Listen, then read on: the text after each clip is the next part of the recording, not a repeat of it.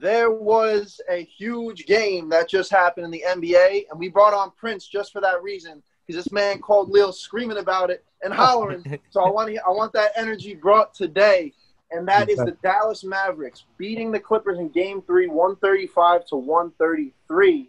Or excuse me, Game 4, 135-133. Doncic with the game winner. Yo, Prince, talk to me right off the bat, man. Go What's your ahead, thoughts? Oh, man. Let's hear it. Craziest game I've seen so far in the bubble, I have to admit. Wow. This was insane, bro. Like, without Porzingis, they was able to do this and come back from That's crazy. Down. What? Porzingis didn't play. That's what you're telling me. Porzingis did not play. Did not play. Porzingis did not play. Wow. Yeah, he was out. That's crazy. Wow. And just to give the stats too of how well this man did, he dropped 43 points, 17 rebounds, and 13 assists, becoming just the third player in the NBA postseason history with a 40-point, 15-rebound, and 10-assist game, joining Charles Barkley and Oscar Robinson. Yeah. So Luka is really proving himself at age 21, guys. And you know what? And you know what? Like, I know we shocked. So right now, you know, excuse us for trying to get our thoughts together. Yeah, because where do we start? Fresh. There's a lot that we can go into. I had a debate with my boy Prince and my other friend Chris in a whole nother chat right before that buzzer beater. So I'm guessing my argument didn't age too well. But, you know, it is what it is. But let's start off with the game, and then we can go into that argument and bring it to this show.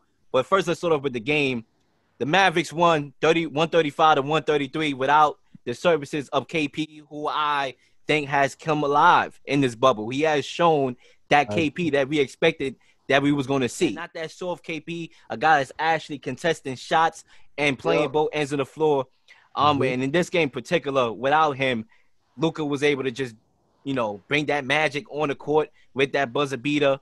And, wow, the Clippers are in trouble, man. It's 2-2 right now.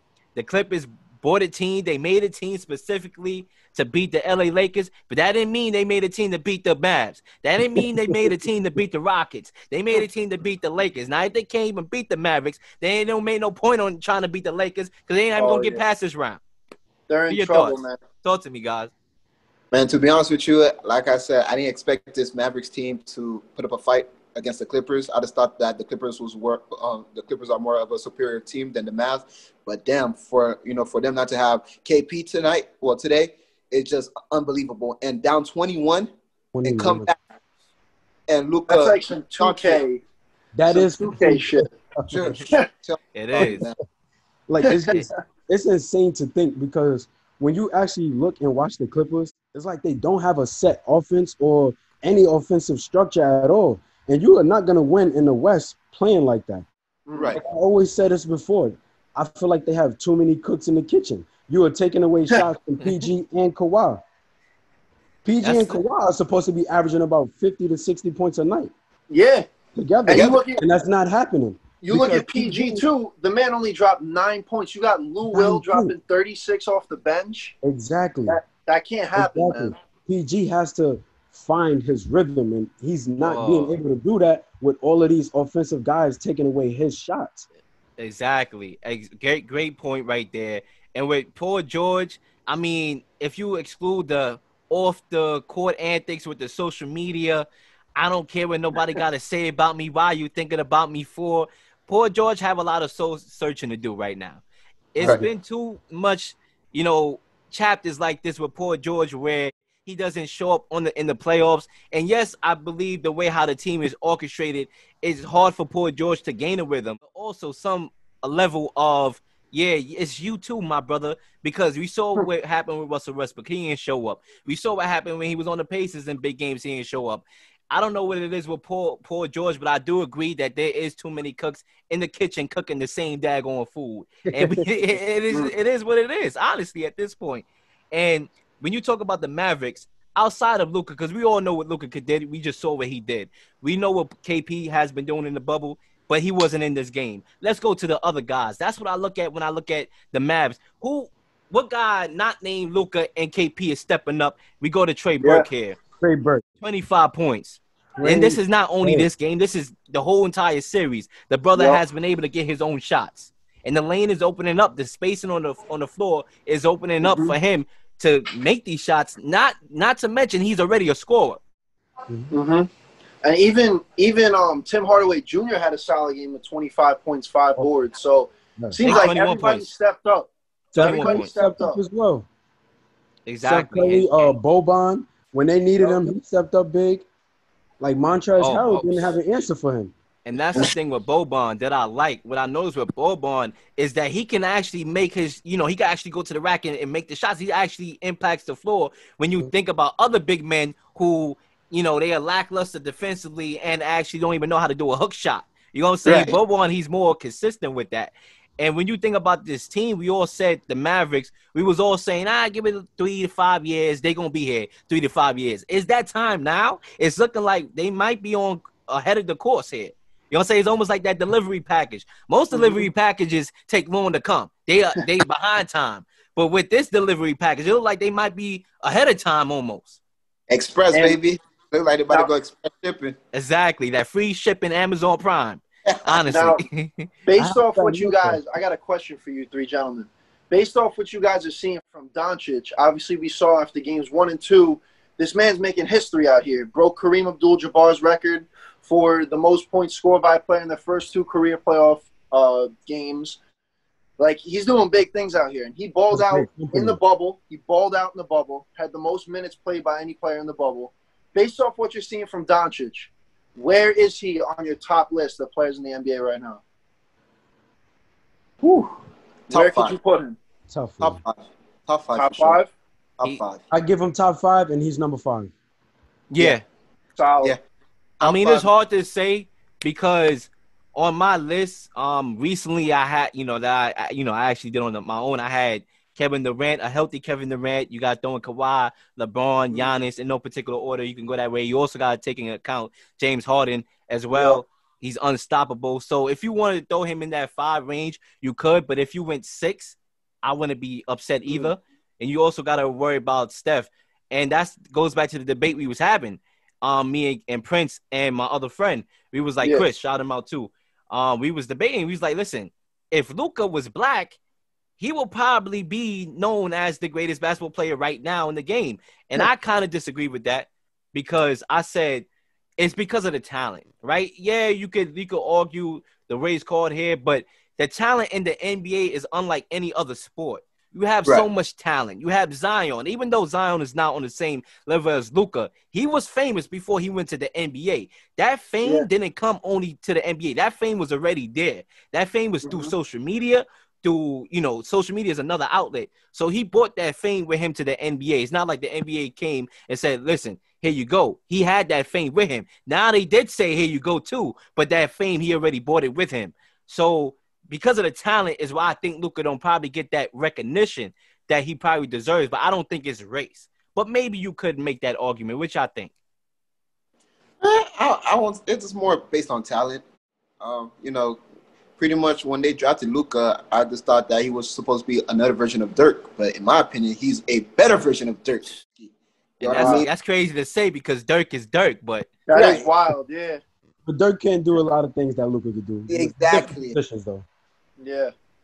Nah, and I agree. I wouldn't play the race card there. Like, this guy's just flat out balling out. Like, any way you cut it, like you said, Lil, it comes down to talent. Whether you're black, white, orange, purple, or blue. Like, it doesn't matter what you are. If you're balling out, you're going to get the recognition. If you win championships, that's going to bring a whole nother recognition. So that's why I said, yes, Luka is his, second, third year in the league. Give the brother some time. You know what I'm saying? Yes, he's getting there. He just made a shot right now in the playoffs. He's 21 years old. He's going to get recognition. He's only 21. That is wild, man. He's literally our age. Balling out in the NBA. It's hard to think about it like that. That is crazy. Grown man. He's balling like grown men, exactly.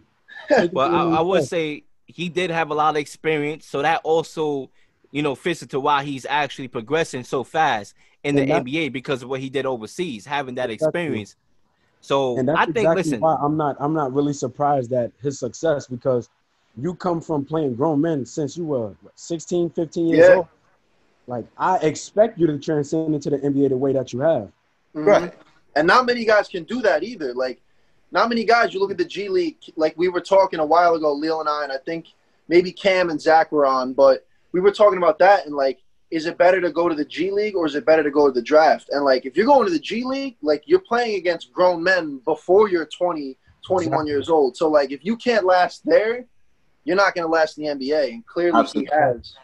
And that's a whole, like, other outlet to go into, because when you think about that, it's a risk, because if you can't play with grown men, then you can't play. But if you can play, you will show that you can play in the NBA. But I also feel like going to college will give you that recognition. And that's probably why Luka is not on Zion's status, but he will get there. Don't get me wrong. Luka is going to get there because he's too talented.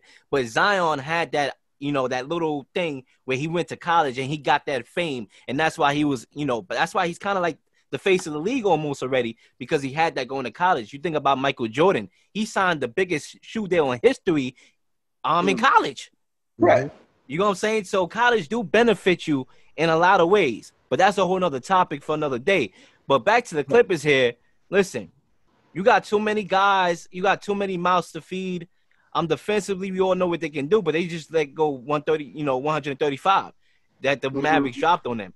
And it's just too many moving parts, too many guys that, just too many pieces for them to try to, make some camaraderie.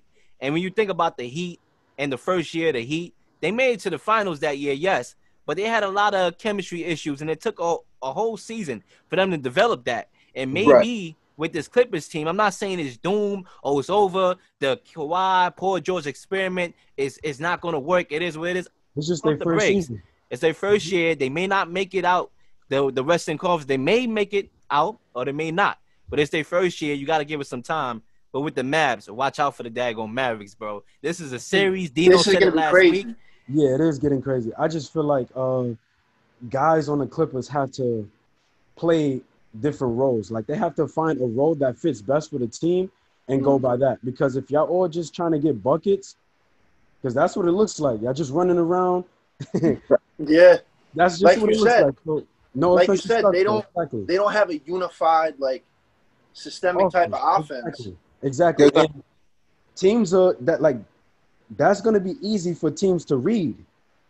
If y'all doing this night in and night out, teams are going to read that pretty easy. But again, I wasn't really expecting Dallas to get, like, I wasn't expecting the Clippers to just run through Dallas, because you think about it, these are the two, according to offensive ratings, these are the two most highest offensive rating teams in the NBA. Yeah. It was just Dallas, inefficiency to close out games. Exactly. You know what I'm saying? And they're questionable defense as well. Like, I think they were like 18th in the league or something like that. But they're holding their own right now for sure. They are. They stepped it up. Clippers in 7. What? Wow. Clippers in 7. Whoa. Oh, yeah. Wow. Explain yourself, brother. I think that Luka and KP, I think they're going to make some noise in the first round. And they're going to prove that they're not this year, but they're going to prove that in the next year and a couple years down the line, they're going to be a force to be reckoned with. And this is going to be their little entry to that.